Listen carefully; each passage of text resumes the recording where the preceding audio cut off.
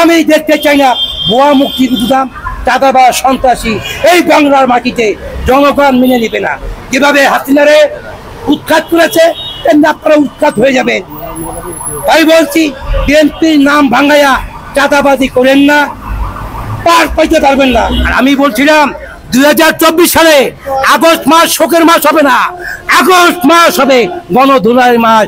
তাই 5 আগস্টে গণধুলাই খেয়ে হাসিনা পালিয়ে গেছে, আমারটাই প্রমাণ হয়েছে। তাই আমি একটা কথা বলতে চাই, বর্তমান যে মুক্তিযোদ্ধা উপদেষ্টা আছেন আপনার ফারুক আদমি সাহেব, আপনি মুক্তিযোদ্ধা, আমিও বীর মুক্তিযোদ্ধা, আমি 3টা বিভাগের সাপোর্টার কমান্ডার। যুদ্ধকালে মিরপুরে সবাই যুদ্ধ করছেন একবার, আমি 2বার যুদ্ধ করছি।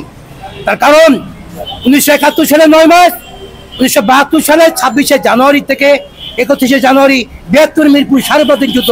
আমি বাদশাহ বাসানি আনসার ক্যাম্প, আমি আনসার বাহিনী কমান্ডার, আনসার ক্যাম্প আম ছিল, এখান থেকে যুদ্ধ করেছি। জিয়া রহমান সাহেব ছিলেন, জিরান উৎপাদী ছিলেন, মৌলানা আব্দুল বাসানি সাহেব ছিলেন মুক্তিযোদ্ধা সংগঠক অভিভাবক, এবং মেজর হিলাল মোর্শেদ খান 6টি হেলিকপ্টার নিয়ে মিরপুর অপারেশন করেছিল আমার আনসার বাহিনী, এবং 234 জন সহ মুক্তিযোদ্ধার ফাইল চুরি করেছিল, মুক্তিযোদ্ধার সঙ্গে ছিল। এই ভুয়া মুক্তিযোদ্ধা মিরপুরে ভূমিদস্যু এবং ভুয়া মুক্তিযোদ্ধা আমির হোসেন মোল্লা, এবং মিরপুরে যে মুক্তিযোদ্ধা মার্কেটে দেখছেন 33 জন সমিতি কমিটির মালিক, একজনের মুক্তিযোদ্ধা না, খালি 2 জন মুক্তিযোদ্ধা। আমার একটা মমিন কোম্পানি মারা গেছে, আর খাটল বাগবাড়ির উৎপাদ, এই 2 জনের ক্যাম্পে নাম রাখেছিল আমার ক্যাম্পে।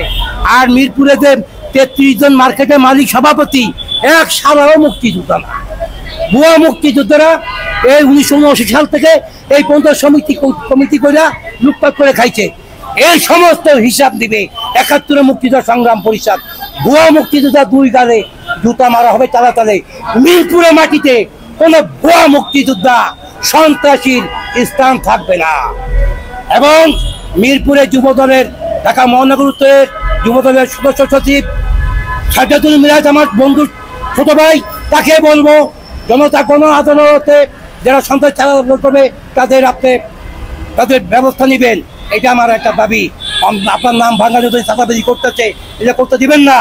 আপনি একজন সুনাম ধন্য নেতা, আপনি আমার ছোট ভাই, আপনার বড় ভাই আমার বন্ধু, তাই মাসুদ নিয়ে আমার বন্ধু। তাই বলতে চাই, আপনি যুবদলের পদটা পেয়েছেন, আমি চাই আগামীতে এই যে 2013 এই নির্বাচনে ঢাকা 14 আসনে আপনাকেও আমি চাইলাম ঢাকা 14 আসনের যুবদলের সদস্য সচিব সাজ্জাদুল মিরাজ ভাইকে এমপি হিসেবে 71 মুক্তিযোদ্ধা সংগ্রাম পরিষদের পক্ষ থেকে সাজ্জাদুল মিরাজ ভাইকে আমি এমপি হিসেবে দেখতে চাই। এটা আমার দাবি, 71 মুক্তিযোদ্ধা সংগ্রাম পরিষদের দাবি। সাজ্জাদুল মিরাজ ন্যায় নীতি আদর্শ। ঢাকা 13 আসনে বীর মুক্তিযোদ্ধা আব্দুল সালাম ভাইকে ঢাকা 13 আসনে এমপি দেখতে চাই। বাগেরহাট 4 আসনে আমার সিনিয়র ভাইস চেয়ারম্যান ডক্টর কাজী মনিরুজ্জামান, তাকে ঢাকা বাগেরহাট 4 আসনে এমপি দেখতে চাই। এবং সিরাজগঞ্জ 5 আসনের আলিম ভাইকে এমপি হিসেবে দেখতে চাই। 71 মুক্তিযোদ্ধা সংগ্রাম পরিষদের পক্ষ থেকে আলিম ভাইকে সিরাজগঞ্জ 5 আসন, ঢাকা 13 আসনের বীর মুক্তিযোদ্ধা আব্দুল সালাম ভাইকে, ঢাকা 14 আসনের সাজ্জাদুল মিরাজ ভাইকে এমপি হিসেবে, ঢাকা মিরপুর মাটি মানুষের নেতা সাজ্জাদুল মিরাজ ভাইকে এমপি হিসেবে দেখতে চাই। 71 মুক্তিযোদ্ধা সংগ্রাম পরিষদের সমস্ত সভাপতি আমি আছি। এবং টাঙ্গাইলের টুকু ভাইকে এমপি হিসেবে দেখতে চাই। আপনার সিরাজগঞ্জ 5 আসনে আলিম ভাইকে। সবাই আমার 71 মুক্তিযোদ্ধা সংগ্রাম পরিষদের সংগঠনের উপদেষ্টা মন্ডলী। আমি একটা কথা বলি, যে নেতা মেলে ঘরে ঘরে, কর্মী মেলে ভাগ্য ধরে বিএনপি যারা নেতা আছেন তাদেরকে বলি যে আপনারা কোনো অসৎ কার্য জড়িত হন না। তারেক রহমান, শহীদ রাষ্ট্রপতি জিয়া রহমান শুধু সন্তান, তাকে এত বড় বিপদে ফেলায়েন না। দেশি বেগম খালেদা জিয়া, মমতা মহিমা দীর্ঘ 17 বছর খালেদা জিয়ার বাসার সামনে বালুভূতি চিরাগ ছিল, চিরাগ সরাইতে পারেন নাই, এমন নেতা ছিল। আজকে ছাত্র জনতা, আমরা জনগণ জনতা ছাত্র আন্দোলন করে বালু চিরাগ সরাই দিয়েছি, আপনারা পারেন নাই। ওই বালু চিরাগে আলাউদ্দিনের চেরাগ, ওখানে গেলে টাকা পয়সা তুলতে হইতো। দেশটি বেগম খালেদা জিয়াকে তিলে তিলে হত্যার চেষ্টা করেছিল এই ছাত্র জনতা। ডক্টর ইউনূস সাহেবের নেতৃত্বে দেশটি বেগম খালেদা জিয়াকে শুভ মুক্তি করা হয়েছে। তাকে বিদেশে চিকিৎসাধন পাঠিয়েছিল ডক্টর ইউনূস সাহেবকে।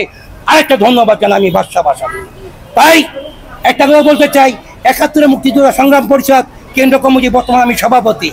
আমি দেখতে চাই না ভুয়া মুক্তিযোদ্ধা, চাঁদাবাজ, সন্ত্রাসী এই বাংলার মাটিতে জনগণ মেনে নিবে না। যেভাবে হাসিনারে উৎখাত করেছে তেমনি আপনারা উৎখাত হয়ে যাবেন। তাই বলছি, বিএনপির নাম ভাঙাইয়া চাঁদাবাজি করেন না, পার পাইতে পারবেন না।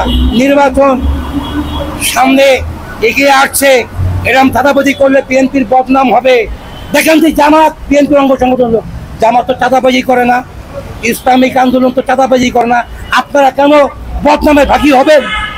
আমাকে প্রশ্ন করে সাংবাদিকরা বলে, আমার অন্যান্য নেতারা বলে যে এটা কি হচ্ছে। আমি তো বড় মাপের নেতা না, আমি জিয়ার সৈনিক, খালেদা জিয়ার একজন কর্মী। 2005 সালে খালেদা জিয়া আমার অবসনে 7.5 টাকা দিয়েছিল, মার দাদা অবসন গিয়েছিলাম। নাসিরুদ্দিন পিন্টু ঢাকা আসনে এমপি নিয়েছিল 1 লক্ষ টাকা। বীর মুক্তিযোদ্ধা সাদেক হোসেন খোকা আমার গেরিলা ভাই, উনি 2.5 লক্ষ টাকা দিয়েছিল। এই টাকা নিয়ে 10 লক্ষ 7 টাকা নিয়ে আমি মাদ্রাজ গেছিলাম। অবসন করে বাংলাদেশে আইসা দেখি 2009 মাস ছিলাম, আজকে দেখি 2006 সালে 28 অক্টোবর বৈশাখী দিয়া জামাত শিবিরের কর্মীদের, বিএনপি কর্মী তো ওই জন্য বাংলা মরে পিছিয়ে পিছিয়ে আমলিগের লোকে বৈশাখ লোক দিয়ে হত্যা করেছে আমার সামনে দেখেছি। আর আপনারা দেখেছেন 2024 সালে 7ই নির্বাচন হতো না, যদি জিএম কাদের, ইরশাদের ভাই জিএম কাদের যদি না যোগ দিত, শেখ হাসিনা বাপের শক্তি ছিল না 7ই জানুয়ারি নির্বাচন দেওয়া।